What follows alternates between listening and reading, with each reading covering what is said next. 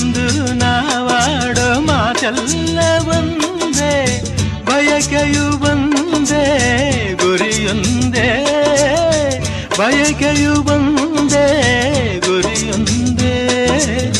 ನಿನ್ನ ಚೆಲುವಿಂದ ನಿನ್ನ ಒಲವಿಂದ ನನ್ನಲ್ಲಿ ತಂದೆ ಆನಂದ, ಈ ಸಂತೋಷ ಸೌಭಾಗ್ಯ ನಿನ್ನಿಂದ ಜೀವನದಾಗಿದೆ, ಬಾಬಜೇನಾಗಿದೆ, ಬಾಳು ಹಾಡಾಗಿದೆ, ನಿನ್ನ ಸೇರಿ ನಾನು ಜೀವ ಹೂವಾಗಿದೆ.